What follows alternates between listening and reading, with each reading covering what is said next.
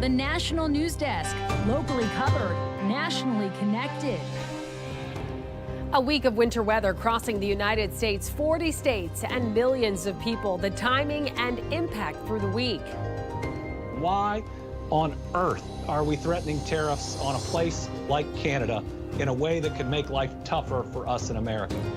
Criticism has not stopped Donald Trump from unleashing a new round of tariffs, where President Trump is taking aim and what it means for both U.S. adversaries and U.S. allies.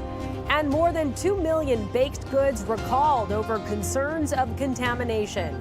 The bacteria the FDA is tracking and the delicious go-tos consumers may need to steer clear of.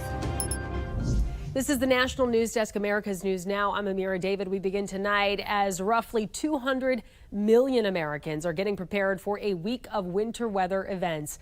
By the end of this week, 40 states could receive some snow or ice, with totals in some areas measured in feet. Right now, 2 systems are over the plains in the middle part of the country. In the further north system, we're talking about South Dakota and Nebraska, heading into South Minnesota and Iowa. Snow will be moving through for the next few hours. While in Oklahoma, heavy rain and wind headed to Arkansas. This storm system is bringing flash flooding threats until Wednesday from Dallas to Roanoke, Virginia. The parts highlighted there in yellow have an elevated flood risk with up to, if not exceeding, 5 inches of rain over the next 2 days. And then later tonight through Wednesday, snow and ice is expected from the Midwest to the East Coast. Several inches of snow and ice could make for very treacherous driving conditions. Then a second storm is forecasted to blast millions from Wednesday into Thursday with a similar path to the first one. Meteorologists say this second system could be the main snow producer of the week. Headed into the weekend or early next week, a third winter threat is developing that we're going to continue to track for you. So stay with us both on air and online for the very latest developments. The proposed funding freeze of federal grants, loans, and other assistance programs is now over. Federal Judge John McConnell in Rhode Island says that all payments must resume. The same judge halted the freeze last month to review a lawsuit by 22 states and the District of Columbia against a memo issued by the Office of Management and Budget. But the freezes continued beyond that. Judge McConnell rebuked the Trump administration and says they must immediately comply with his ruling. And tonight, a federal judge has extended a pause on the deadline set by the Trump administration for federal workers to accept a deferred resignation offer and temporarily blocked them from soliciting more so-called buyouts. This as the court hears arguments on whether a government buyout offer is in fact legal. The Trump administration had initially given workers until the end of the day on Thursday to decide whether to opt into the resignation program, which promises pay for workers through September if they quit now. New Jersey's Attorney General, one of many opponents who questions its legality. Look, there are legal protections for civil servants that this administration has clearly not paid any attention to. And yes, you see buyouts in a lot of industries, but there are rules and contracts in place for how those will be enforced. Since the buyout was offered on January 29th, 65,000 workers have chosen to take the deferred resignation. That's according to the White House. A third federal judge has blocked President Trump's executive order ending birthright citizenship for children of people in the U.S. illegally. The ruling from a judge in New Hampshire comes after 2 similar rulings by judges in Seattle and Maryland last week. The ACLU sued to stop the order, arguing it is unconstitutional, joining at least 8 other lawsuits. Trump argues children of non-citizens aren't entitled to citizenship. The administration is appealing the Seattle-based block. Interstate 40 on the North Carolina-Tennessee border is finally set to partially reopen on March 1st. North Carolina Governor Josh Stein made that announcement, which was reinforced by Transportation Secretary Sean Duffy today as he toured the construction zone in Hayward County. The Department of Transportation is fully committed to working with your local DOT, who will be on the ground with the rebuild. But I think you're going to see fantastic coordination and collaboration, cooperation to make sure that this gets done quickly. Secretary Duffy said they are working with the U.S. Forest Service to get a special permit to use rocks from a local river that will speed up and lower the costs of construction. I-40 has been closed since late September when rains from Hurricane Helene caused landslides that washed out entire sections of the road. The $4 billion settlement for the Maui wildfires can move forward. Today, the Hawaiian Supreme Court ruled against the insurance companies, saying they could not bring their own lawsuits against those held responsible for the fires. The 2023 wildfires were the deadliest fires in at least 100 years in the United States. A representative for the insurance companies told the AP they are reviewing whether or not they will appeal to the U.S. Supreme Court. An investigation is underway following an American Airlines flight that had to be evacuated late last week due to a potential bomb threat. On Friday, American Airlines flight 2863 from Austin, Texas to Charlotte, North Carolina. The flight crew telling Austin police and the aviation department someone on that plane named their Wi-Fi hotspot. There is a bomb on the flight. No passenger admitted to doing so at the time. Everyone, including all bags, were rescreened before the flight safely flew to Charlotte.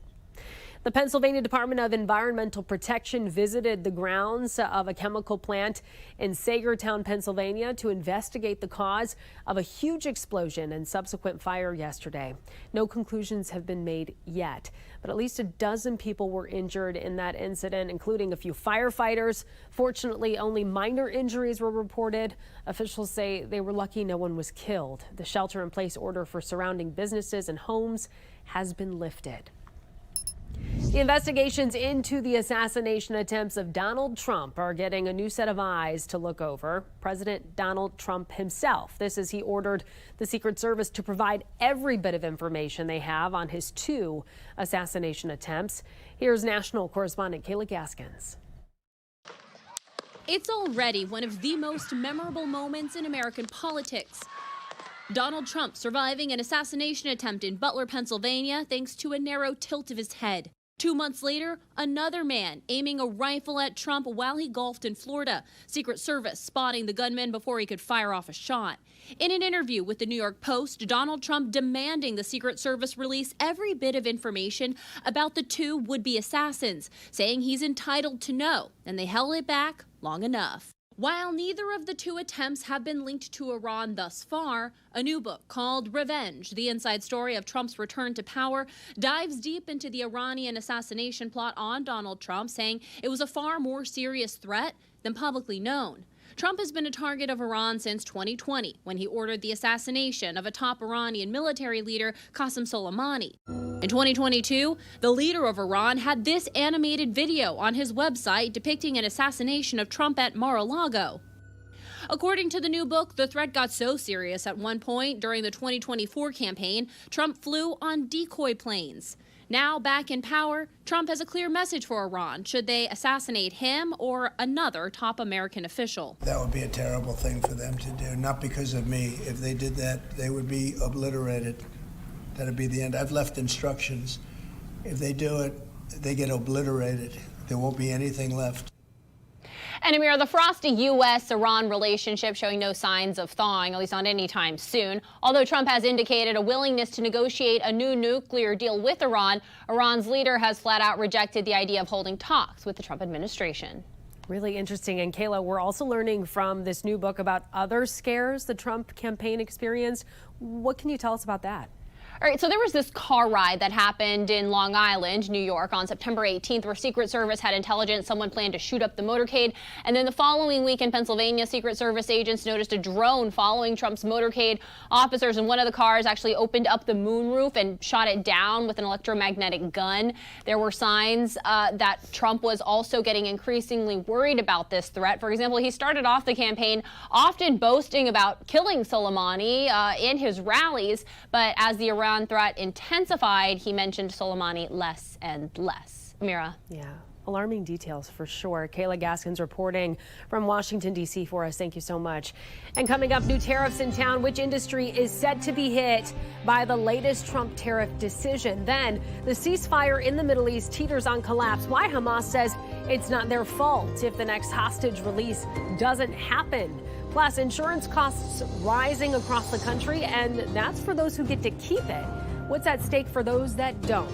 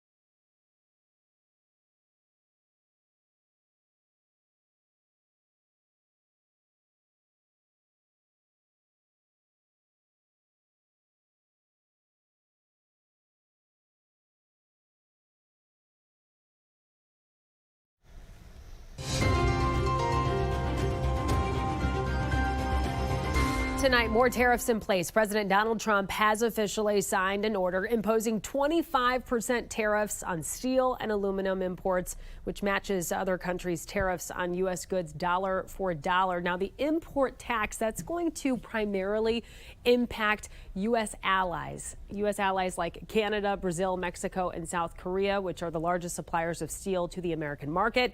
But it would also have an impact on economic nemesis China. The changes come on top of separate tariffs President Trump implemented just last week on goods from Mexico, Canada, and China. The administration then paused tariffs on Mexico and Canada for 30 days after those countries took steps to appease Trump's concerns about border security and drug trafficking. Democratic lawmakers and many economists argue the tariffs will only make it more difficult for the American consumer. Tariffs on Canada will increase prices at the pump. Tariffs on Mexico will increase prices at the grocery store, and both of those will hit the American people hard. President Donald Trump has directed the Treasury Department to stop producing pennies. In a post on Truth Social Sunday night, the president said in part that minting pennies costs the U.S. more than 2 cents, and it's, quote, so wasteful. The U.S. Mint reported it lost $85 million on nearly 3.2 billion pennies produced in the 2024 fiscal year. Tonight, Hamas has said it will delay the next hostage release after alleging violations of a ceasefire agreement now in its 4th week. A military spokesperson for Hamas has accused Israel of denying the return of displaced Gazans to northern Gaza and targeting them with shelling and gunfire in various areas of the enclave. And so far, the sides have carried out 5 different swaps, hostage and prisoner swaps, since the truce went into effect last month. 21 Israeli hostages and 730 Palestinian prisoners have been exchanged so far. And the next exchange was scheduled for Saturday. Meantime, tonight, on President Trump's Gaza takeover plan, when asked whether Gazans would have the right to return to their homeland after the U.S. takes ownership, a controversial sticking point, Trump said today that that would be a mistake.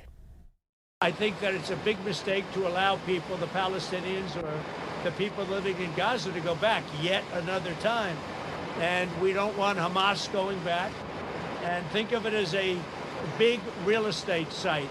And the United States is going to own it. Those remarks seemingly contradict what other officials in his administration have said in the last week, saying that Trump was only calling for the temporary relocation of its population until Gaza could be rebuilt. It comes a day before Trump is set to meet King Abdullah of Jordan. Both neighboring Jordan and Egypt have publicly rejected the idea of the United States taking ownership of Gaza, and Mideast analysts say it's very unlikely their position would change. The ramifications of being complicit in this plan of assisting in ethnic cleansing would really be so far against Jordanian national interests, Egyptian national interests, that I don't really see what could be offered to them in order to get them to agree, even if they wanted to, and I don't believe that they do. Well, more than 2 million baked goods, including donut and pastry products, are being recalled across the United States and Canada. FGF Brands has voluntarily recalled 60 donut products, including some sold at Dunkin' Donuts. The FDA saying the recall is due to a potential contamination with listeria.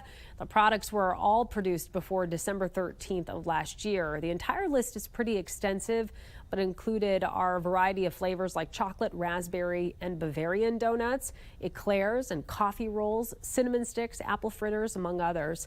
The recall was issued last month, but has now been upgraded to Class 2, meaning a low risk of serious injury or death. Consumers who've purchased any of the recalled items should stop consuming them immediately. Refunds may be available at the place of purchase.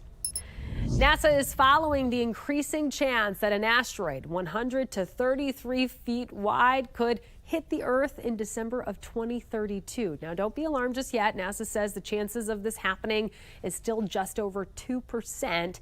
But just last week, NASA's Jet Propulsion Laboratory said there was only a 1.5% chance of a collision. So it's gone up since then. Scientists believe if it does strike the Earth, it would cause catastrophic damage. But on a local level, there would be no threat to the global climate that most likely would hit over an ocean. And we have reporters all across the country in your neighborhoods covering the issues that matter most to you. We're taking the pulse of America, and we begin in Providence, Rhode Island, and an alarming report on rising cancer rates. For younger women, the biggest driver is actually breast cancer, followed by thyroid cancer. Dr. Jennifer Maloku is the Director of Cancer Prevention at Texas Tech. So what's going on? Part of this is really a change in our exposures over the years when we're thinking about environmental exposures, when we're thinking about rise of obesity. Smoking and vaping too. People are still inhaling a lot of these toxins that get to their lungs and cause disease. Add in alcohol use. A lot of these risk factors kind of interplay with each other because you look at the correlation between excessive alcohol use and obesity. For younger men, it's prostate and lung cancers that are on the rise. In all younger people, colorectal cancer cases have been going up since the 90s, which is why any red flag should land you in your doctor's office. Listen to your body. If you have sudden changes in bowel habits, if you start to have blood in your stool. If the border's more secure, we can recalibrate exactly what we need to spend. So far, Texas has spent more than $11 billion on the border as part of Governor Abbott's Operation Lone Star initiative. He's previously described it as a stopgap to fill in what he called the Biden administration's lapse on the border. Here's his disaster declaration from May 2021, where he writes, "The Biden administration's immigration policies are failing Texas, causing a humanitarian crisis in many Texas communities along the border." Polling from the University of Houston last week shows 40% of Texans want lawmakers to spend more on the border, with 35% saying they want the amount to stay the same and only a quarter calling for less money spent. Governor Abbott has called for a federal reimbursement of $11 billion. That covers what Texas taxpayers have spent in the past for Operation Lone Star. Former South Dakota governor and now head of the Department of Homeland Security, Kristi Noem, arrived to the Carolinas early Saturday morning to meet with Helene victims and volunteers from Samaritan Purse and to tour one of the hardest hit areas here in the mountains, Swannanoa. We had the chance to spend some time in Asheville and now in Swannanoa, and it has been so powerful to talk to folks that have lost their homes, they've lost everything that they own. Hurricane Helene was one of the worst natural disasters that this country has ever experienced. My son-in-law came over and got us, and we went to their house. My son-in-law went around to the back of the house, got his boat, and we got into the boat. The water got up to their floorboards and was to their floors and was coming through the vents. We still need help. There still needs to be things done. FEMA failed to answer nearly half of the calls from people that were asking for assistance. President Trump has committed, and I'm committed with him, to bringing FEMA into the 21st century. Coming up, Americans are losing their insurance. Why the problem isn't just in areas hit hard by natural disasters.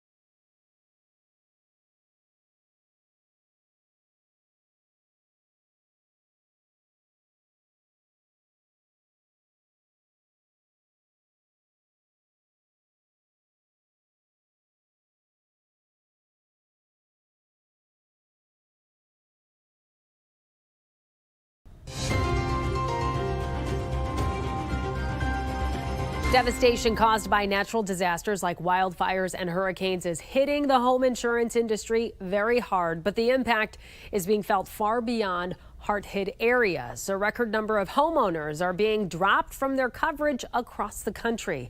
National investigative correspondent Angie Moreski reports. Destruction caused by the California wildfires has left countless families devastated. Well, it's difficult. Like the Breckers, who lived in the Pacific Palisades among thousands whose homes burned to the ground. The house is completely gone. Everything is gone. It's all leveled. It's estimated insured losses from the wildfires could approach $40 billion. Just the latest natural disaster exposing a growing crisis in home insurance. It is extremely dire. U.S. Senator Sheldon Whitehouse is warning Americans about the escalating threat. You're seeing insurance companies go bankrupt. You're seeing insurance companies abandon states. You're seeing insurance companies abandon long-standing customers. You're seeing prices quadruple. Weather-related catastrophes like hurricanes and wildfires are causing upheaval in the insurance market, according to the National Centers for Environmental Information, but it's not limited to just high-risk coastal areas. Suddenly you see the same explosive growth. As chair of the Senate Budget Committee over the past 2 years, Whitehouse oversaw an investigation and hearings into the impact of climate-related risk on the home insurance market. The final report zeroed in on the skyrocketing rate of policy non-renewals for homeowners. High-risk states like Florida, Louisiana, North Carolina, and California experienced the highest rate of non-renewals. But the report also exposed areas you might not expect, including Massachusetts, New Mexico, Utah, Nebraska, and Montana. The unprofitability was not sustainable. Mark Friedlander is Corporate Communications Director for the Insurance Information Institute, an industry association. If they feel they have too much risk in a certain area, they're going to pull back, and that's going to lead to non-renewals. Home insurance rates have also spiked across the country, with 33 states seeing double-digit rate increases in 2024, the highest in Nebraska. Even more striking, the cumulative increases since 2019, highest in Colorado, Utah, Nebraska, Arizona, Minnesota, and Iowa. Why are these states that aren't as high risk as California and Florida seeing such big increases? These states are seeing other types of natural disasters, particularly severe convective storms. Those are the storms that generate tornado outbreaks, hailstorms, which cause major damage. But then you look at states like Utah and Colorado, they also have wildfire risk. Besides natural disasters, Friedlander says other driving factors contributing to premium increases include litigation over claims and rebuilding costs, up more than 55% over the past 5 years. We're headed towards a pretty significant cascade from failed insurance markets to failed mortgage markets to crashed property values. Senator Whitehouse warns if homeowners can't find affordable insurance, banks won't lend them money to buy homes, and it could destabilize the housing market nationwide. How concerned are you that this could lead to another market meltdown like 2008? I'm very concerned about it. All the signals are there. Homeowners dropped from private carriers can turn to state-backed insurers of last resort, but that's often more expensive and doesn't cover total losses. For Spotlight on America, I'm Angie Moreski. Thanks, Angie. And on a day associated with red, Philadelphia will be in a sea of green. Up next, everything we know about this year's Super Bowl championship parade.